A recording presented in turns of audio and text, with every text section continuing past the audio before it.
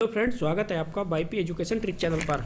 तो दोस्तों, इस वीडियो में हम बात करेंगे। देखिए, डीएलएड सेकेंड सेमेस्टर की क्लास चल रही है और सब्जेक्ट है आपका सामाजिक अध्ययन, यानी सामाजिक अध्ययन की क्लास चल रही है हिस्ट्री की डीएलएड सेकेंड सेमेस्टर। तो आप इस वीडियो में बने रहना। इस वीडियो में हम वो क्वेश्चन लेके आए हैं जो क्वेश्चन सीधे सीधे पेपर में पूछे जाएंगे। इस वीडियो से कम आपको बता रहा हूँ 4 से 6 अंक आपके पक्के होने वाले हैं। 4 से 6 अंक बिल्कुल सेम टू सेम पेपर में पूछे जाने वाले हैं। तो इस वीडियो को शुरू से लेकर लास्ट तक अवश्य देखना। आप वाईपी एजुकेशन ट्रिक चैनल पे नए हैं या पहली बार आप आए हैं तो प्लीज़ चैनल को सब्सक्राइब कर लीजिए और बराबर में बेल आइकन की घंटी है उसको भी प्रेस कर लीजिए। इससे क्या होगा कि जब भी हम वीडियो को अपलोड करेंगे तो उसका नोटिफिकेशन सबसे पहले आपके पास पहुँच जाएगा। तो दोस्तों, बिना किसी देरी के अब हम करते हैं वीडियो को स्टार्ट। चलिए, आज का जो पहला क्वेश्चन है, पहला क्वेश्चन ही बहुत ही अच्छा क्वेश्चन है। देखो, पहला क्वेश्चन है, उपभोक्ता संरक्षण अधिनियम वर्ष कब लागू हुआ? उपभोक्ता संरक्षण अधिनियम किस वर्ष लागू हुआ? तो आपका जो आंसर हो जाएगा वो हो जाएगा 1986 में। ठीक है। अगला जो क्वेश्चन है वो है, भारत के मूल संविधान में, मूल संविधान की बात हो रही है, मूल संविधान में 395 अनुच्छेद और वर्तमान की बात करें तो 465।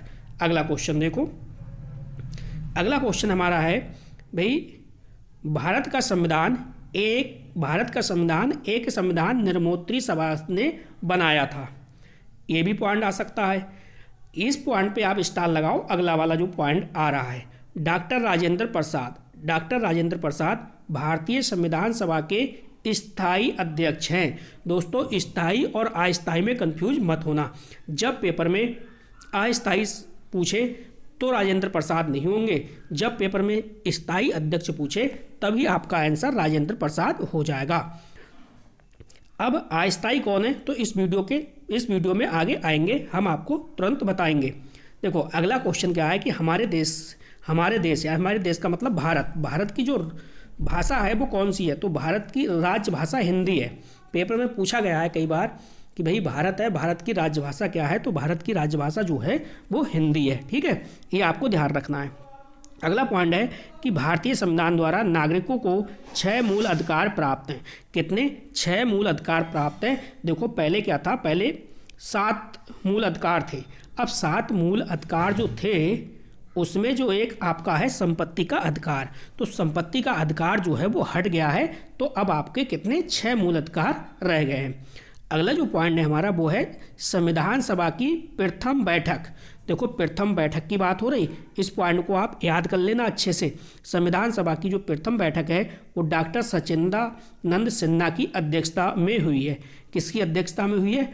डॉक्टर सचिदानंद सिन्हा की अध्यक्षता में हुई है।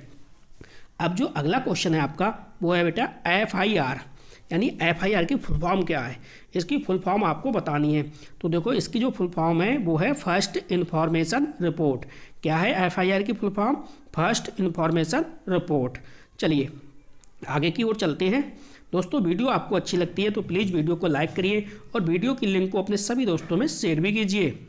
क्वेश्चन देखो, भारतीय सेना का सर्वोच्च सेनापति कौन होता है? भारतीय सेना का जो सर्वोच्च सेनापति होता है वो राष्ट्रपति होता है। कौन होता है? राष्ट्रपति। तो भारतीय सेना का सर्वोच्च सेनापति कौन होता है? राष्ट्रपति होता है। ये आपको याद रखना है।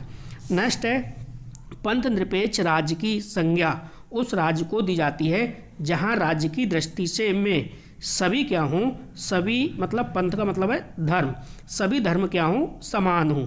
ठीक है, तो ये पॉइंट भी आपको याद रखना है। ये पॉइंट भी पेपर में पूछा जा चुका है, अब तक। ठीक है, ये आपको ध्यान रखना है।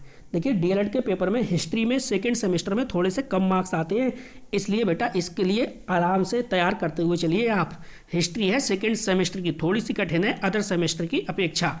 तो देखो, पंथ निरपेक्ष राज्य की संज्ञा जो है वो उस राज्य को दी जाती है जहाँ राज्य की दृष्टि में सभी जो धर्म है वो कैसे हों, समान हों। भारतीय नागरिकों के कितने मूल अधिकार हैं? 6 मूल अधिकार हैं।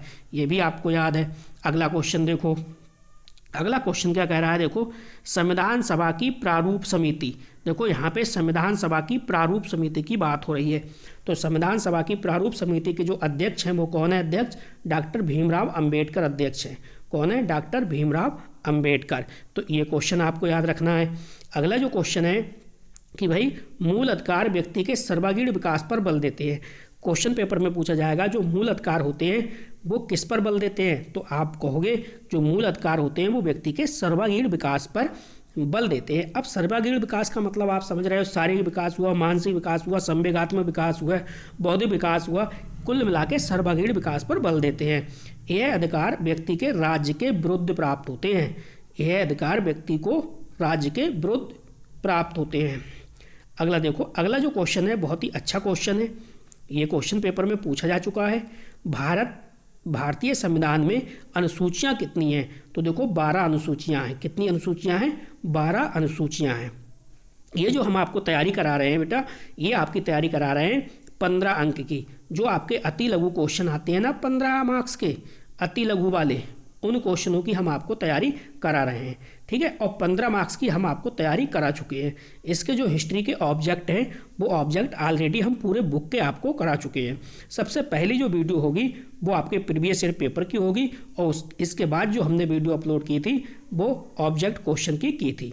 तो आप प्ले लिस्ट में जाइए, प्ले लिस्ट पर आप एक एक करके सभी पार्ट्स देख लीजिए। चलो अगला क्वेश्चन देखो। अगला क्वेश्चन हमारा क्या है? अगला क्वेश्चन है देखो, संविधान जो है वो कब लागू हुआ है, तो 1950 में लागू हुआ है। कब लागू हुआ है? 1950 में, ठीक है। संविधान 1950 में लागू हुआ है। अगला क्वेश्चन देखो, अगला क्वेश्चन क्या है?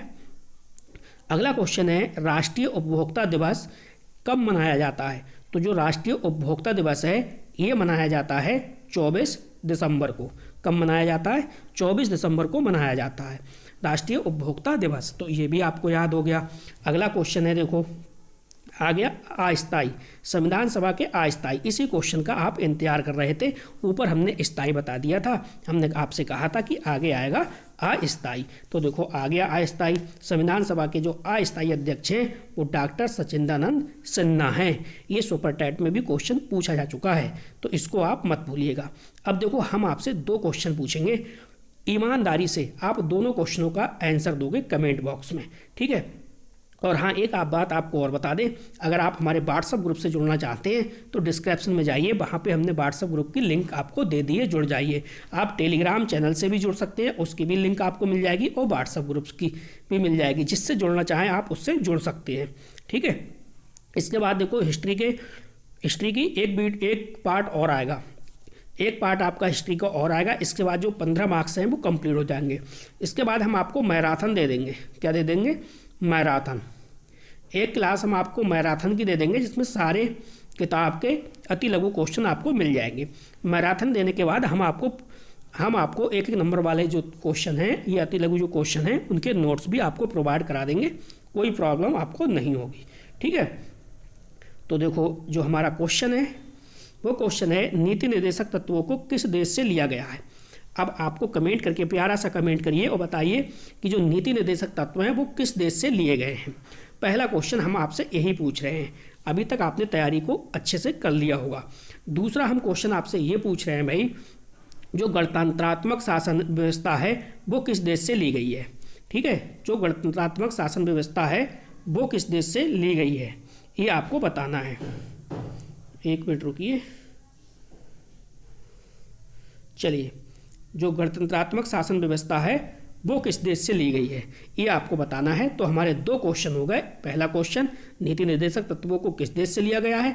दूसरा क्वेश्चन हो गया, गणतंत्रात्मक शासन व्यवस्था किस देश से ली गई है। दोनों क्वेश्चनों के आंसर आप कमेंट बॉक्स में बताइए। तो दोस्तों बस इस वीडियो में इतना ही था। वीडियो देखने के लिए आपका बहुत बहुत धन्यवाद। आपका दिन शुभ हो। मिलते हैं नेक्स्ट वीडियो में न्यू टॉपिक के साथ।